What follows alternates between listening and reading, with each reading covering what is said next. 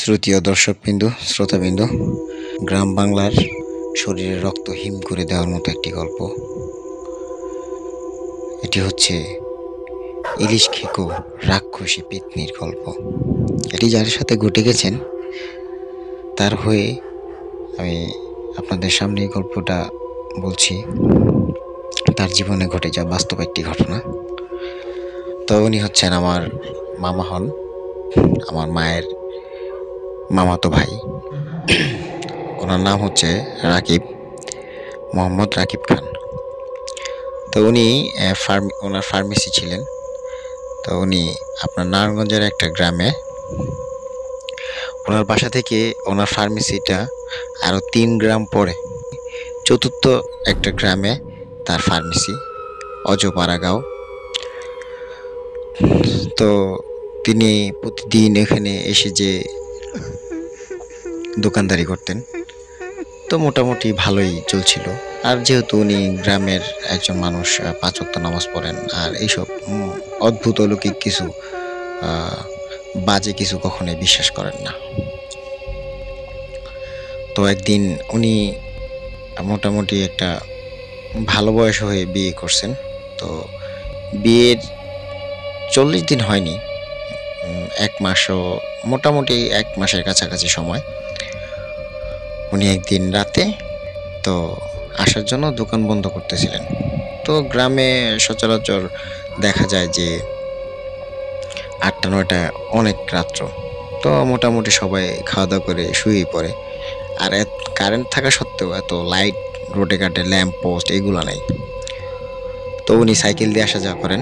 তো আসার সময় দেখতেছেন যে যেহেতু বাজারের মধ্যে দোকানটা, তো বাজারের মোড়ে 4টা ইলিশ মাছ নিয়ে বসে আছে একজন, খুব তরতাজা ইলিশ মাছ। তো বলতেছে, খান সাহেব ইলিশ মাছ 4টা নিয়ে যান, দাম কমায় রাখুন। তো আবার উনি মোটামুটি ভালোই পয়সা কামান। তো ইলিশ 4টা দরদাম করে কিনেন। তো ওনার হাতে টর্চ লাইট আছে, সাইকেল আছে। তো বলতেছেন যে মাছ 4টা ঝুলিয়ে দাও একসাথে। তো মাছওয়ালা রীতিমতো মাছ 4টা একসাথে বেঁধে আর সাইকেলের বাম হাতের স্টানে ঝুলাই দেন।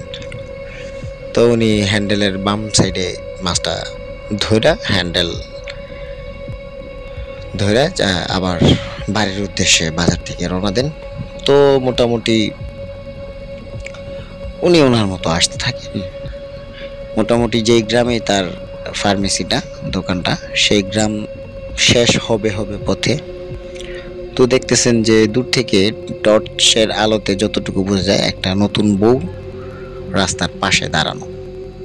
তো উনি সর্বপ্রথম এটাকে কোনো আমল নেন নাই।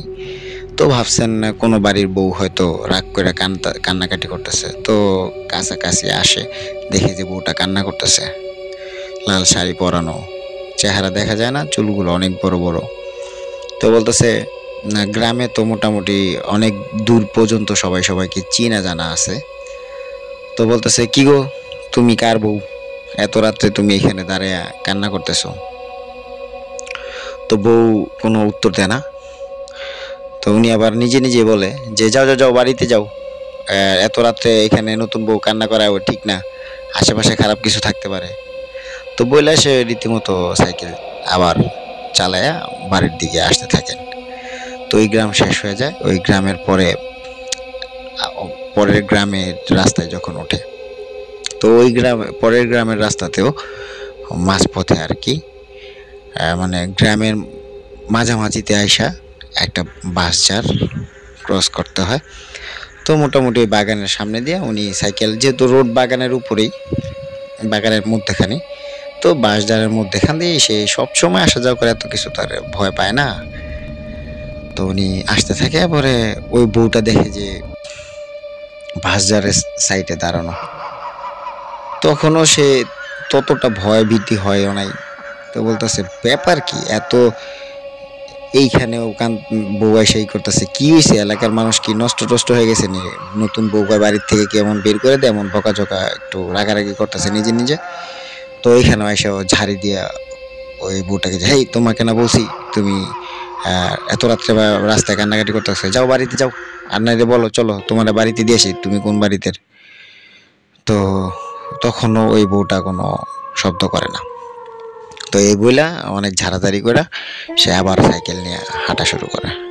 তো সাইকেল চলতেছে, তো মোটামুটি 2-3 গ্রাম, তৃতীয় গ্রামে কোনো সমস্যা হয় নাই, বউকে দেখতে পায় না। তো 4র্থ নম্বর গ্রাম যখন সে শেষ গ্রাম, তার গ্রামের রাস্তায় উঠার আগের গ্রাম, তো এখানে আসার পথেই একটা টঙের দোকান, সম্ভবত চা সিগারেটের দোকান হবে বা কি কিছু একটা। তো টুলে বাহিরে বউটা বসে রয়েছে। তখন সে ওই গ্রামের ওই বাজার পর্যন্ত আসতে একটা ব্রিজ পড়ে। তো ওই ব্রিজের উপর থেকে তিনি লক্ষ্য করতেছেন যে ওই বউটাই এখানে বসা। তখন সে একটু ঘাবড়ে যায়। তখন মাছের ব্যাগটা, মাছের রশিটা একটু ভালো করে টাইট করে ধরেন উনি, কিন্তু সে এটা খেয়াল করে নাই যে তার সাথে ইলিশ মাছ আছে বা কিছু হইতে পারে। কিন্তু সে অলরেডি বুঝে গেছেন যে এটা খুবই ভয়াবহ একটা জিনিস তার সাথে ঘটতে যেতেছে।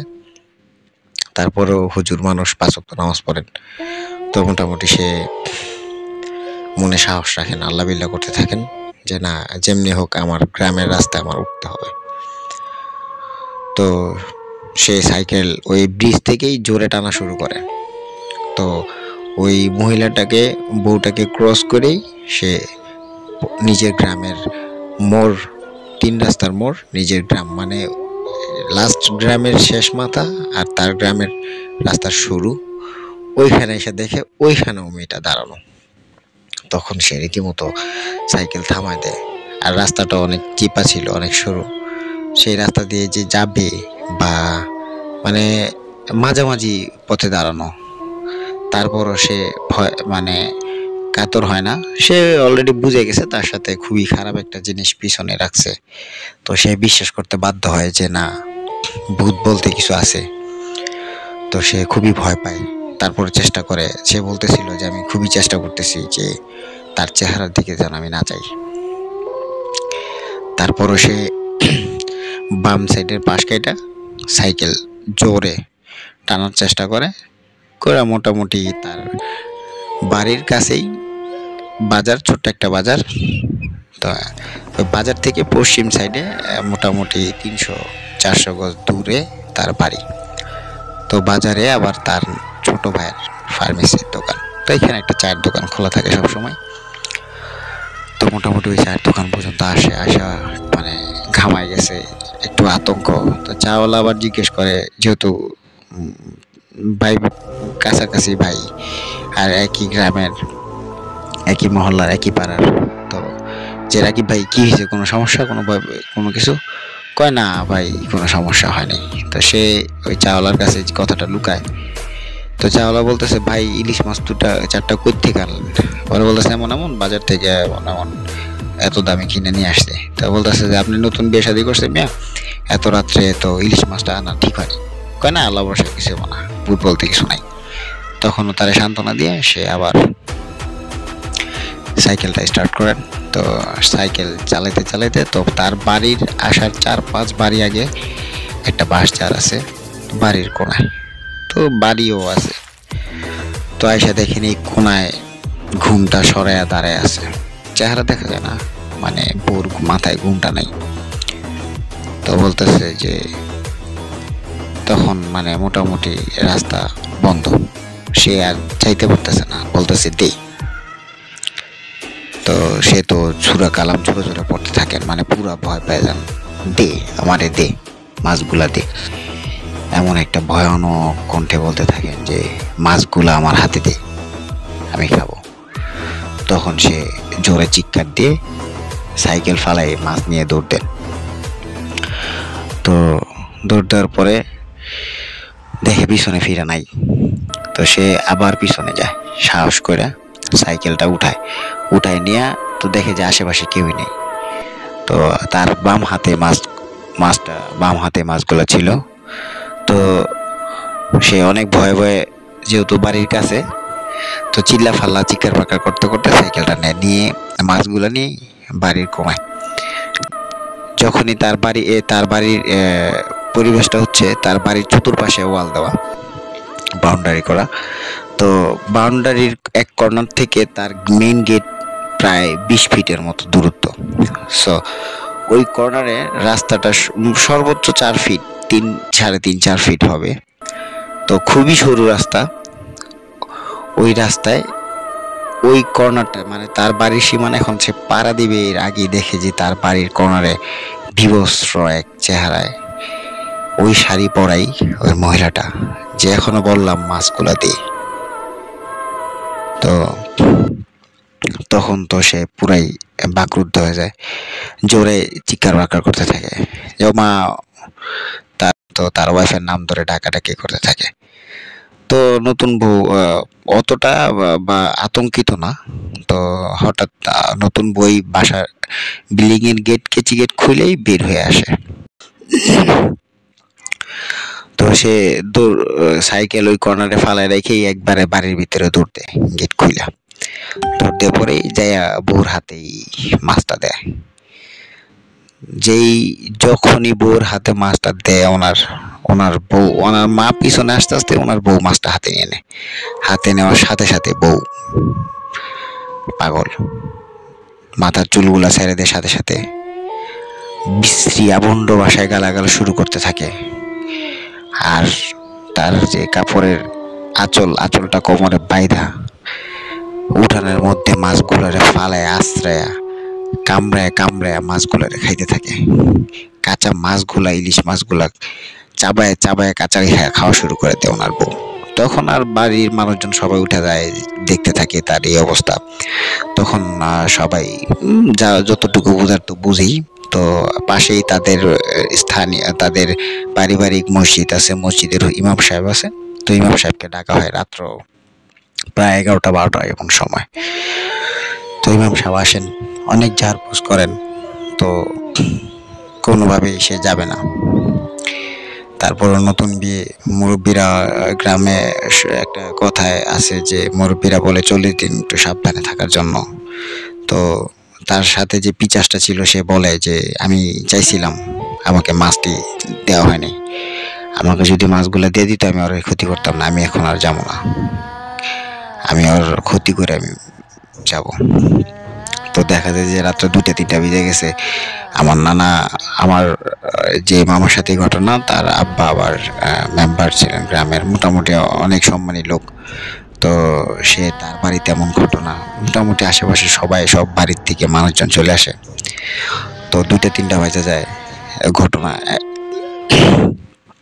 এখন ঠিক করতে মানে তার এইটা ঠিক হয় না, তার আচরণ খুবই বাজে, বিশ্রী, মাছগুলো খাইতে থাকে, কি একটা অবস্থা। তখনই পাশের 2-3 বাড়ি পরেই আমার আরেক মামা, উনি খাজা মঈনুদ্দিন চিশতি রাদিয়াল্লাহু তাআলা আনহুর ভক্ত ছিলেন। আর ওনার বাড়িতে সব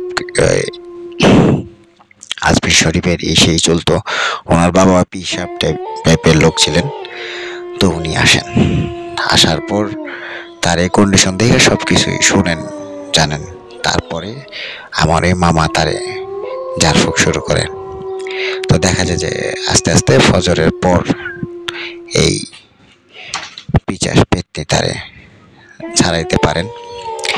এরপর থেকে আমার মামা সরাসরি ওই গ্রামের দোকানই ছেড়ে দেন। আর কখন করে একটা ভূতের ভয় চলে আসে, তখন এসে বলে যে আমি হয়তো যদি বিশ্বাস করতাম যে মানুষে ভূত বলতে কিছু আছে, তাহলে আমি হয়তো রাস্তায় মরে থাকতাম। আল্লাহ পাকের অশেষ মেহেরবানি যে আমি বেঁচে আছি। আর আমি বিশ্বাস করতাম না, মনে অনেক সাহস ছিল, বল ছিল, বিদায় আমি এই পর্যন্ত। পরবর্তীতে দেখা যায় আর তার কোনো সমস্যা হয় না। এই ছিল আমার ঘটনা। আপনাদের কেমন লাগলো আমাদের জানাবেন, এবং আপনাদের যদি কোনো ঘটনা থেকে থাকে বাস্তব জীবনের সত্যিকারের ঘটনা, তাহলে শেয়ার করবেন আমার ইমেইলের মাধ্যমে। আপনাদের ঘটনা সবারকে আমাদের ভাষায় শেয়ার করা হবে।